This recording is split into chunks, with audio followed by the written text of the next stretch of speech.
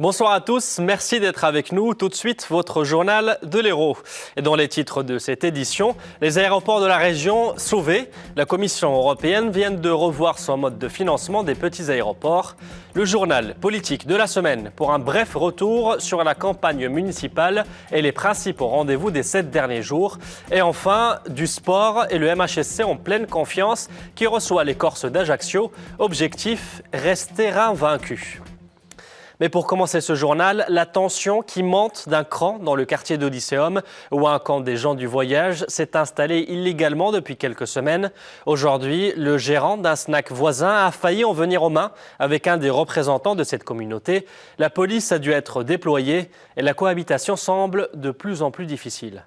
La personne qui a dégradé mon établissement cet après-midi s'est réfugiée dans ce camp de gens du voyage. Ça fait bientôt 3 semaines qu'ils sont installés ici avec les dégradations qui viennent avec. C'est-à-dire, face à mon établissement, il y a une borne électrique de la mairie où ils se sont branchés sauvagement avec des fils électriques qui nous apportent aussi danger et préjudice vis-à-vis de notre clientèle.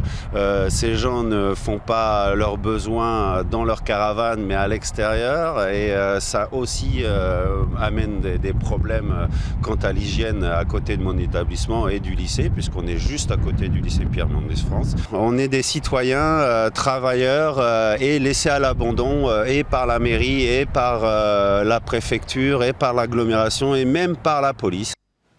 Les aéroports de la région sauvés, alors que la Commission européenne réfléchissait à limiter les bénéficiaires de son régime de financement aux seuls aéroports à moins de 200 000 passagers par an. La mobilisation des députés européens contre cette décision a porté ses fruits. L'Europe continuera donc de subventionner les plateformes dont le trafic ne dépasse pas les 700 000 passagers par an. C'est de ce fait les aéroports de Béziers et de Nîmes qui sont préservés et avec eux des centaines d'emplois. À Nîmes, par exemple, le syndicat mixte versait 2 200 000 €, mais en récupérerait 20 fois plus en économie induite. Franck Proust, député européen, ne cache pas sa satisfaction.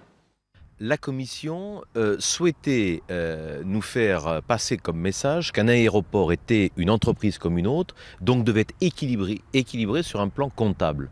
Or, tous les spécialistes s'accordent à dire qu'en dessous d'1 million de passagers, il est mathématiquement impossible d'avoir l'équilibre comptable. Donc il fallait défendre la notion de recette induite. Sur le Languedoc-Roussillon, 7 500 emplois en jeu, 400 millions d'euros de retombées économiques et sur les 28 États membres donc dans l'Europe, c'était 265 000 emplois en jeu et 16 milliards d'euros d'investissement. Donc, et là je suis complètement d'accord, je pense qu'il faut aller vers une mutualisation de nos aéroports. Et c'est là où on a 5 ans pour travailler. On s'est donné rendez-vous dans 5 ans pour dire est-ce que c'est possible ou est-ce que ce n'est pas possible. C'est désormais un rituel. Toutes les semaines, nous revenons sur la campagne des municipales. Au menu aujourd'hui encore, petite phrase, grande pique et un beau lapsus. Voici le journal politique de la semaine préparé par Olivier Roirin. Et on commence par le lapsus de la semaine. Il est signé Jean-Luc Mélenchon, meeting de soutien au front de gauche au Zénith de Montpellier. Je dis à Manuel Valls que ces grands efforts pour diluer la déroute justifiée qui attend le parti de gauche ne serviront à rien au Parti socialiste. Ah, pas facile, mais le patron du parti de gauche se rattrape sur scène. Un one-man show pour une seule cible, le PS. Montpellier dans l'œil du cyclone parce que Montpellier a concentré tout ce qu'il y a de plus déroutant, de plus absurde dans la vie politique. Et voici que le grand arbre étant tombé, ici et là, quelques menus roseaux dont on ne pourrait même pas faire des flutiaux ont essayé d'entrer dans ses bottes et de mettre ses habits. Le costume est trop grand pour vous, messieurs. Vous êtes des nains politiques en face de celui à qui vous aspirez à succéder et aussi face à celle que nous proposons. Et ça balance dans tous les sens. Même l'UDI attaque le candidat biterrois soutenu par le FN. À Béziers, dans une ville dont on parle beaucoup parce qu'un mercenaire, un corsaire a décidé de se faire la roue de secours de l'extrême droite, le faux nez des intégristes. Quand la campagne devient chaude, très chaude, une proposition de speed dating avec le maire de Nîmes. 3 minutes de bonheur. Bon, c'est un point d'interrogation, mais ça s'arrête quand même à la discussion. Quand on m'a proposé ça, j'ai dit qu'est-ce que c'est ce truc. Bon, j'ai dit bon, bah, écoutez, je vais y aller, puis c'est normal que je m'y plie. Et puis il y a les maires qui s'en vont, standing ovation républicaine mais pas forcément sincère. Dernier conseil municipal pour Hélène Mandroux à Montpellier. J'ai confiance pour l'avenir de Montpellier. Merci à vous tous.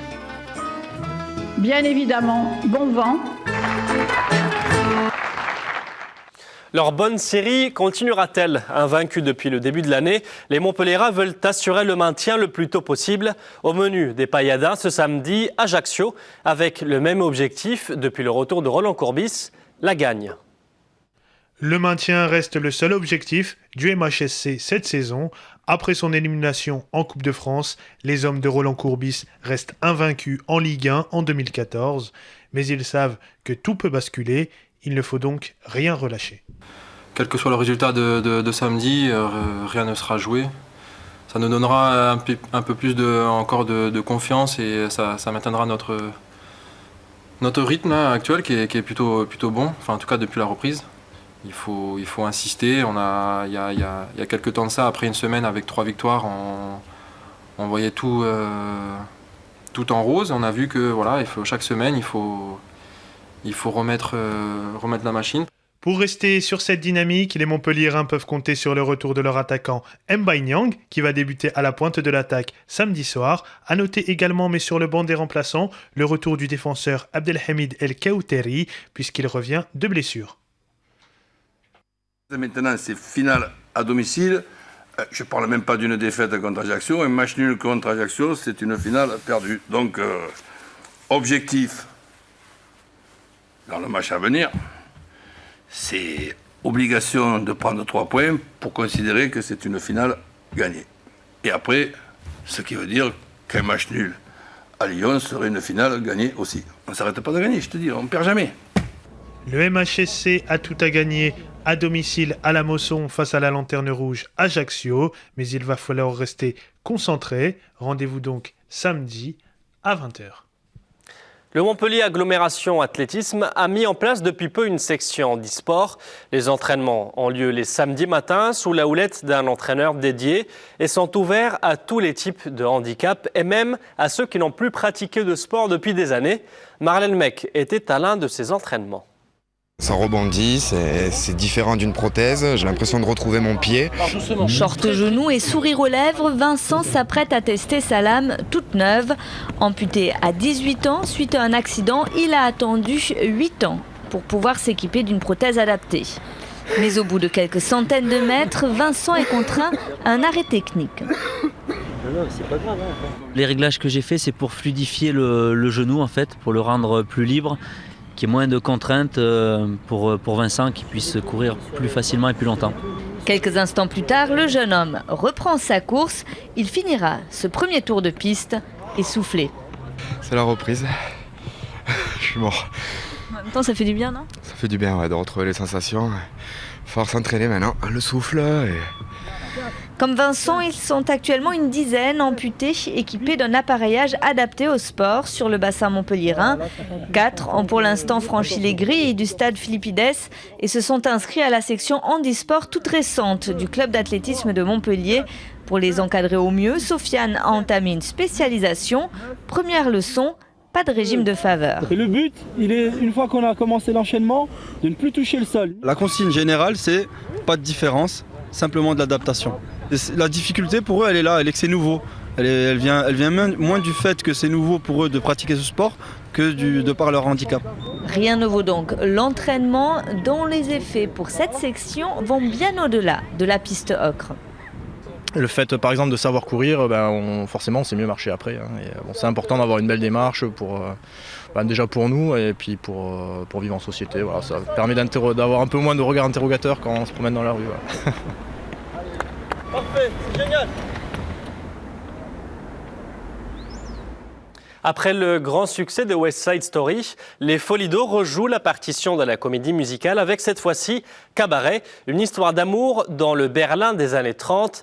L'œuvre sera jouée du 7 au 12 juillet prochain.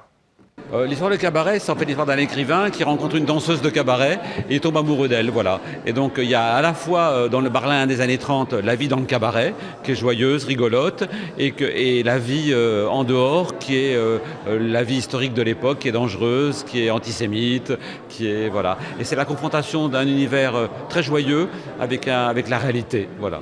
C'est le regard d'un Américain sur l'Allemagne des années 30 et avec sa culture de jazzman, mais aussi la culture d'expressionnisme allemand. Et c'est un mélange de tout ça qui fait le succès de cet ouvrage. Voilà, c'est la fin de ce journal. Merci de l'avoir suivi. Retour de l'information à 20h30 pour le journal régional.